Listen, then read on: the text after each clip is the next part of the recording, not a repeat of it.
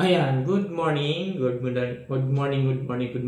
good morning everyone, and welcome sa aking channel and sa aking page. Ayan. May pag-uusapan tayo ngayong araw na ito. So, ano nga ba pag-uusapan natin for today's video? Ito, marami kasi kayo nagtatanong nito, Kuya Erwin, paano ba gumawa ng resume? May format daw ba ako? Ano daw yung pagkakasunod-sunod? Paano? Basta maraming tanong. So, ito na yung time para sagutin ko at para mapanood din ng iba at marami makakita kung paano nga ba. Actually, maraming klase ng mga resume. Iba't ibang klase. Depende yan sa atin kung paano tayo gumawa ng resume. Basta ang resume, dapat creative siya, formal tingnan, and attractive. Siyempre, kumpleto yung information. So, yun yung ng resume. Yun yung overview niya. Kompletong detalye. Usually, yung iba, tawag pa dito, hindi resume, biodata daw. So, yun. Before kasi tawag naman talaga dyan. And same lang naman sila, resume, biodata. Wala nang pinagkaiba yan. Yun din naman yun. So, sige. Pag-isapan nga natin, ano nga ba mayroon mga makikita sa resume? Yan. Siyempre, meron siyang unang-una, picture. Picture. Sige, pag-usapan natin ng picture. Yung bawal at mga hindi bawal sa resume. So, at maganda at hindi magandang tingnan sa resume. Ito, karamihan kasi dito sa mga nakikita kong resume. Ito yung bawal na bawal dito at hindi magandang tingnan pagdating sa picture. Huwag tayo maglalagay ng picture na naka-selfie or may mga background na magulo sa likod or something na parang natutulog yung picture or nasa beach yung picture. Hindi. Dapat formal siya. Formal yung picture natin. Must be presentable pagdating sa picture. Clear. Yun. Yung ibig sabihin. Kung ano yung gusto nating profile picture sa mga social media natin at yung pinakamaganda nating picture dahil yun yung ginagawa natin usually na profile picture. So, ganun din dapat sa pictures dito sa resume. Ayun, ganun siya dapat. Ganun dapat yung resume ito. Para pag tinignan, attractive, maganda, and presentable syempre. Kayo nga gusto niyo sa, maganda yung pictures niyo. So, ganun din sa resume. Kaya iwasan natin yung picture natin na kung ano-ano yung nakalagay. Dapat formal. So, ayan. Ano po ba yung makikita sa resume? Siyempre, full name. Ayan, siyempre, unang-una makikita yung full name niyo dyan. And of course, siyempre, contact number, ito, kadalasan contact number. Nag-apply tayo ng trabaho. Tapos yung contact number na ilalagay nyo, mali or hindi updated. Paano tayo matatawagan? Siyempre, dapat updated ang contact number. So, pag nagbibigay tayo ng resume o nag-apply na tayo, always update your contact numbers. Kung may alternative numbers, lagay din natin. Usually, kailangan nyo yun, kasama na ngayon yung before kasi nakikita ko sa mga resume, yung email hindi masyadong pinapansin or hindi nilalagay sa resume. So, ngayon, importante na maglagay tayo ng email. Yan. Para kung sakaling, doon tayo kukontakin. May mag-email sa atin. Tapos, ano pa ba? Makikita doon. Siyempre, lagyan natin ng address. Address natin. Okay. Para nalalaman nung bumabasa ng resume natin na kung tiga saan tayo. Okay? Next, ano pa makikita sa resume? Dapat meron tayong clear objectives. Ito. Sa paggawa ng objective, dapat gawin nyo ng medyo maganda at medyo pag binasa, attractive and makakapture na yung attention ng bumabasa sa resume natin sa pagdating pa lang sa objective. Kasi objective, ito yung parang overall or nilalaman ng yung resume. Ito yung talagang pinaka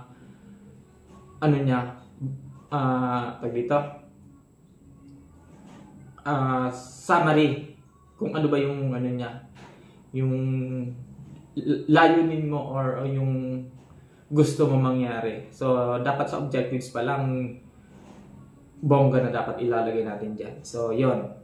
Pero dapat sa objective, be careful. Kasi minsan may mga objective na pang makasarili. So, iwasan natin na ang objective ay makasarili.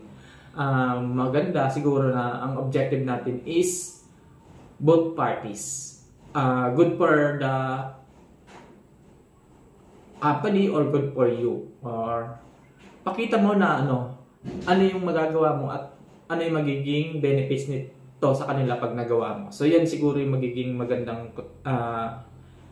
nilalaman ng isang objectives para maging catchy siya. So para may laman, kumbaga ganon. So ano pa yung makikita natin dito sa sa resume?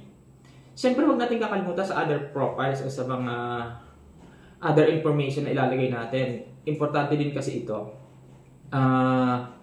Yung mga trainings and seminars, kung mayroon na tayo nito, importante dito. Makatutulong din ito para sa ating resume, para makapagbigay din ng atensyon sa mga bumabasa nito. Kasi plus points din kasi yun yung mga trainings and seminars. Alam naman natin na ang mga yan ay mahalaga. Of course, meron din dapat, kung mayroon na tayong mga work experience, lagay din natin sila dyan sa resume natin. Mga pangalan lang naman yan.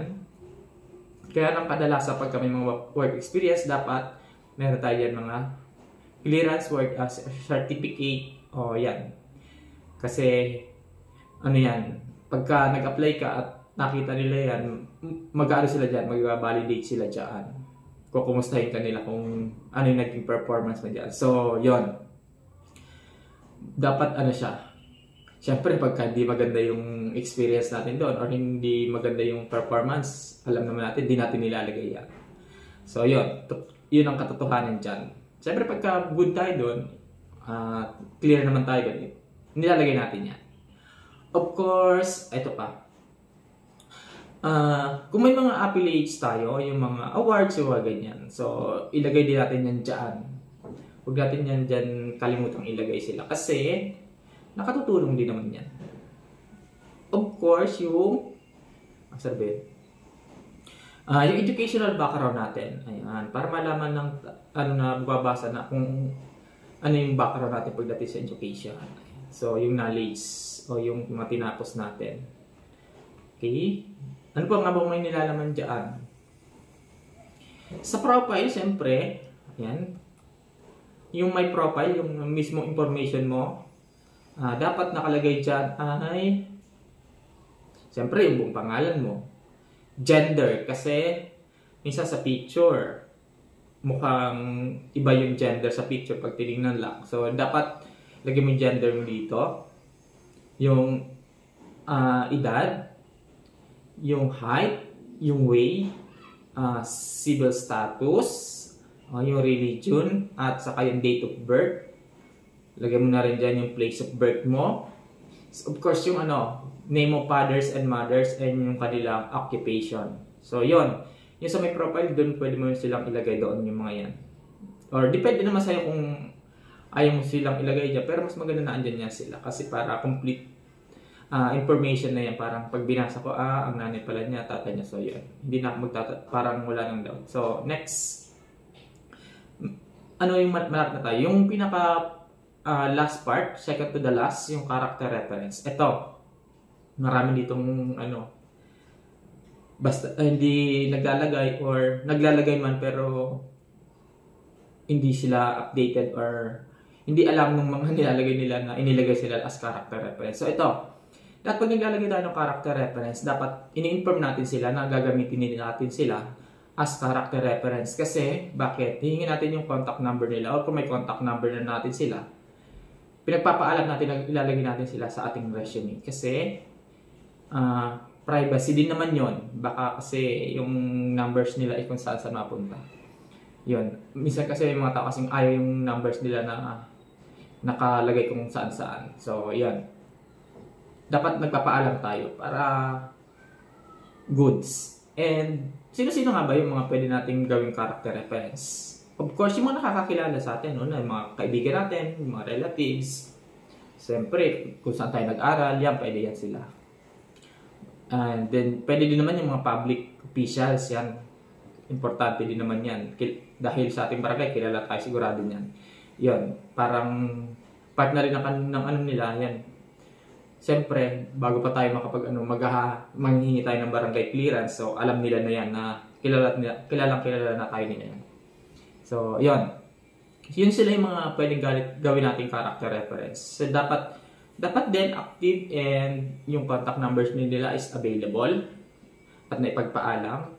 And then yung the last part naman is yung applicant signature. Minsan kasi kadalasan nakakalimutan natin to. Yung lagyan ng signature yung ating resume. So, yun yung mga nilalaman lang naman ng ating resume. Basta tatandaan natin sa paggawa ng resume, must be attractive, complete information, updated, and professional siyang tignan. Overall, ano siya? Excellent. So, malinis, hindi para pinambalot sa kung saan. Ayan, yun.